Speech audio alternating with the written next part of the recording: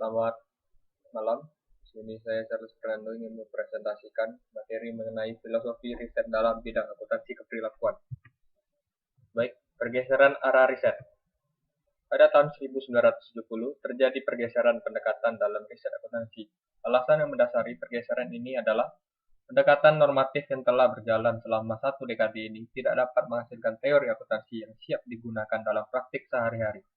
Alasan kedua yang mendasari usaha pemahaman akuntansi secara empiris dan mendalam adalah gerakan dari masyarakat peneliti akuntansi yang menitikberatkan pada suatu pendekatan ekonomi dan perilaku.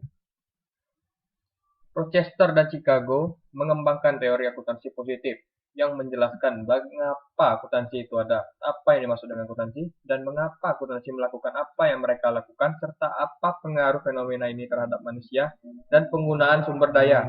Pendekatan normatif maupun positif masih mendominasi riset akuntansi hingga saat ini. Filosofi, paradigma, metodologi penelitian riset terhadap perubahan sikap. Paradigma fungsionalis, paradigma interpretatif, paradigma strukturalisme radikal, paradigma humanis radikal, paradigma postmodernisme. Peluang riset akuntansi keperilakuan pada lingkungan akuntansi. Audit.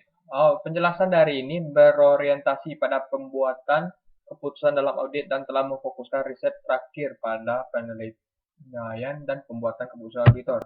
Akuntansi keuangan. Penilaian riset akuntansi keuangan yang berbasis pasar modal dibandingkan dengan audit menunjukkan kurangnya kuat peminat eksternal terhadap riset akuntansi keperilakuan dalam bidang keuangan. Akuntansi manajemen. Riset akuntansi keperilakuan dalam bidang akuntansi manajemen cenderung fokus pada variabel lingkungan dan organisasi yang mengembangkan teori akuntansi seperti insentif dan variabel asimetri informasi. Pertumbuhan riset perilaku. Indikasi penting dari pertumbuhan minat dalam pendekatan perilaku terhadap akuntansi merupakan pengaruh dari paradigma perilaku. Perpajakan. Riset akuntansi keperilakuan dalam bidang perpajakan telah memfokuskan diri pada kepatuhan dengan melakukan pengujian variabel, psikologi, dan lingkungan. Sistem informasi akuntansi. Analisis afirmatif dari bentuk-bentuk presentasi informasi adalah untuk komunikasi yang efektif dan efisien. Pemakaian terhadap format sistem informasi yang lebih umum menunjukkan hasil bidang ini untuk akuntansi keperilakuan. Perkembangan terkait riset dalam bidang akuntansi keperilakuan. Wawasan dalam riset akuntansi keperilakuan saat ini bisa diperoleh dengan dua cara, yaitu yang pertama, survei publikasi utama dari riset akuntansi keperilakuan. Yang kedua, klarifikasi topik artikel yang dipublikasikan dan pemetaan publikasi terhadap model perilaku individu. Teori keperilakuan tentang perusahaan.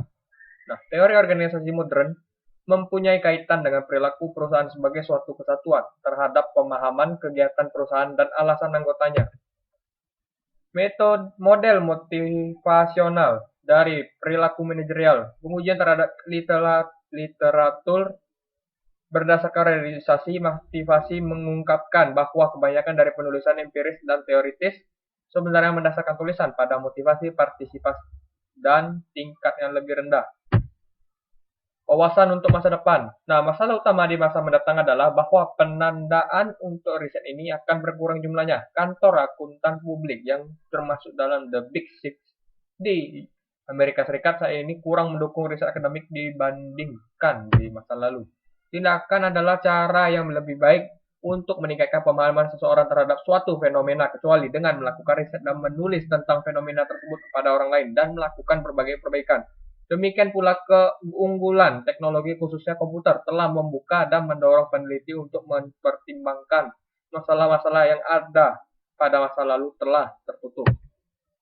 Demikian presentasi yang dapat saya sampaikan. Lebih dan kurangnya saya mohon maaf. Terima kasih.